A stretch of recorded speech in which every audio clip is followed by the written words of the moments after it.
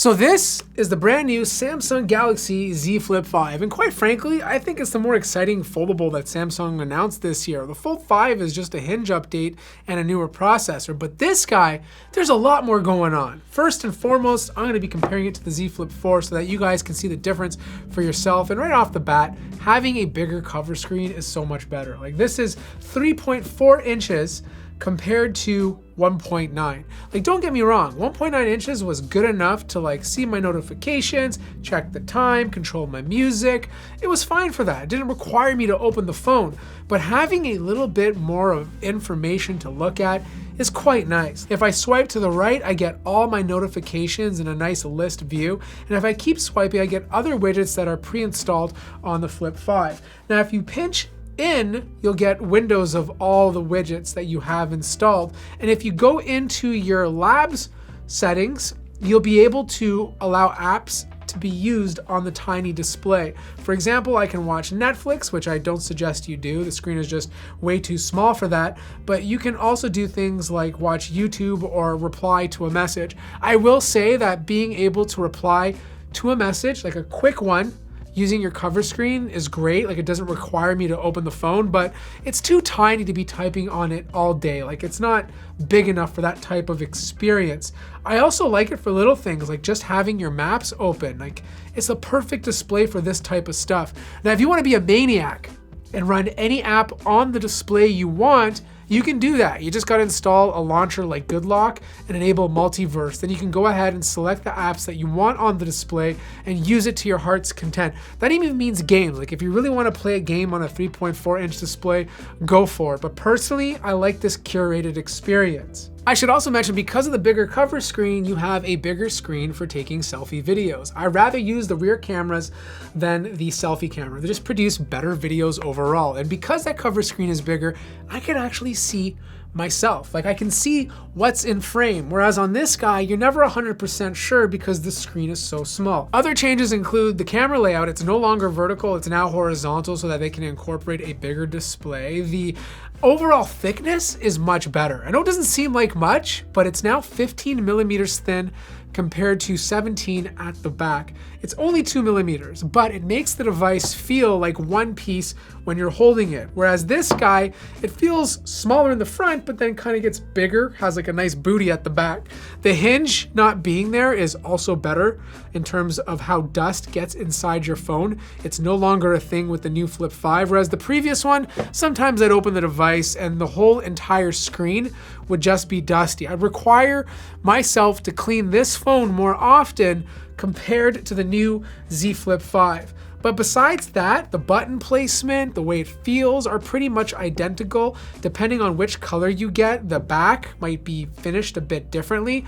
On this one, the green one that I have here, it feels like your traditional glass, whereas this has been frosted, so the texture is slightly different. But when you open it up, it's the same flip. You know, you get that 6.7-inch display. And the display on this guy is really, really nice. It's brighter this year. You notice it even watching standard SDR stuff. Like, if you're outdoors, this display is going to get brighter. Peak brightness goes all the way up to 1600. I've seen sites say 1700, whereas this guy was a lot lower. When it's on regular SDR, this one measures around 500 nits, whereas this guy is over 700. So you just get a much better visual experience. The one thing I did notice though is that the hinge, the gap, or whatever, the crease, whatever you want to call it, is identical. Like, it's not better in this model. It's just as noticeable as the previous version. Now, because they're using a different style of hinge, the Flip 4 has a little bit more stiffness towards the end of the close. Like, it feels the same until right about here, okay? And then as soon as you get here, it gets super stiff when you push down.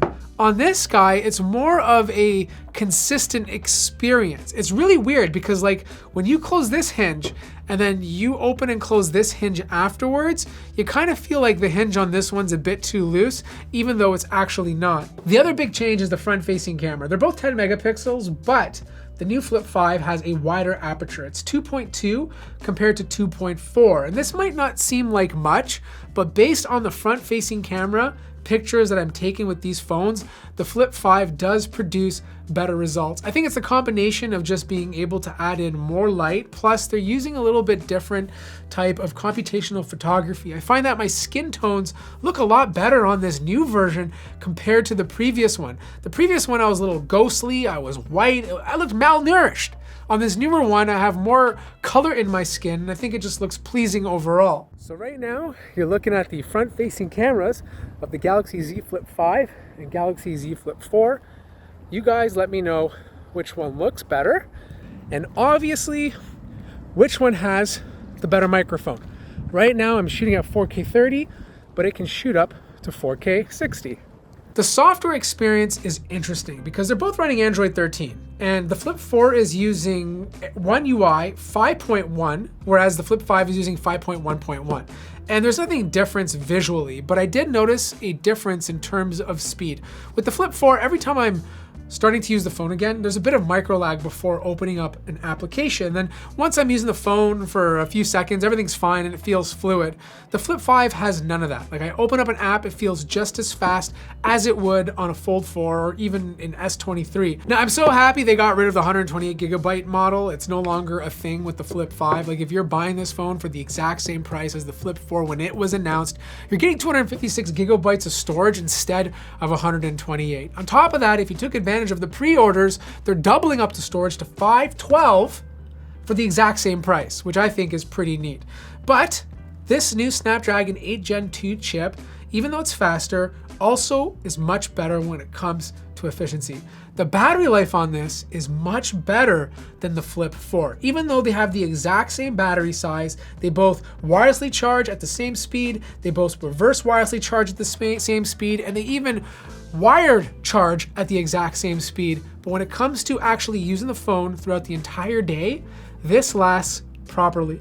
Like easily the entire day. I could probably get 1.5 days of use before needing to charge, whereas with the previous Flip 4, I was making it through the entire day, but it usually was pretty close. Like I had a little bit of battery anxiety with this, whereas this new version, that's completely gone away. So it's amazing what a good chip can do to a product. Now the camera is interesting because they're both using 12 megapixel wide lens with the exact same aperture, and they're both using 12 megapixel ultra wide lens also with the exact same aperture.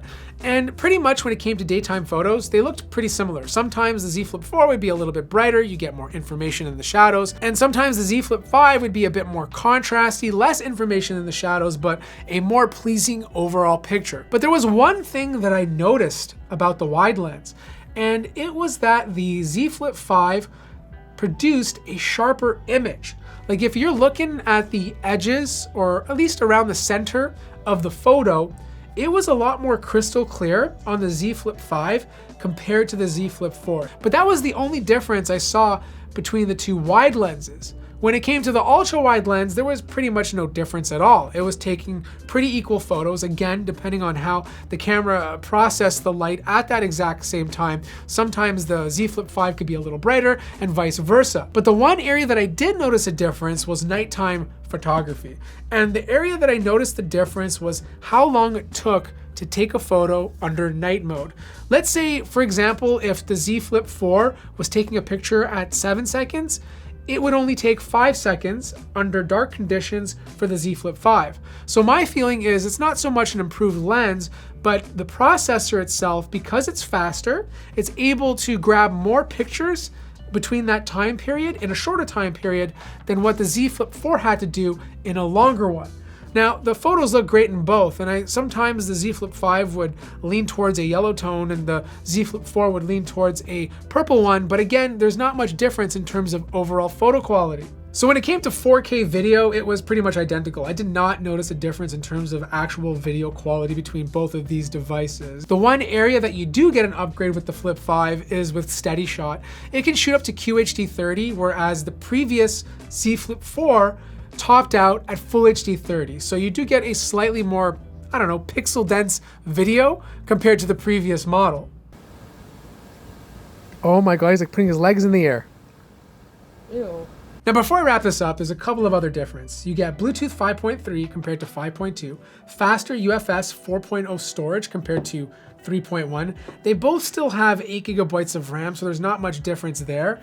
But look, this has been a solid upgrade when it comes to battery life. And even though the battery is still the same size, the efficiencies that this new Snapdragon chip provides is so good. Like, I no longer feel like I have battery anxiety with this phone, where I kind of did with the Flip 4, and I really did with the Flip 3 and before. Now, if you have a Flip 4, please don't get jealous. Your phone is still awesome. I don't think the Flip 5 is a worthy upgrade for you. I'd wait another year or two before even making that decision. But if you're coming from a Flip 3, a Flip 2, or even earlier, this is gonna be a real nice upgrade. You're gonna enjoy this cover screen. You're gonna enjoy how the phone feels compared to your older version. It's gonna feel kind of like a newer device to you. But yeah, if you've been thinking about getting into flip phones, I think it's now finally time to do it. And I can't wait till they get rid of the crease and make it dust resistant as well. That wraps up my review of the Galaxy Z Flip 5. If you have any more questions, let me know in the comment section down below. Like the video if you liked it, subscribe if you haven't already, and I'll see you guys in the next one.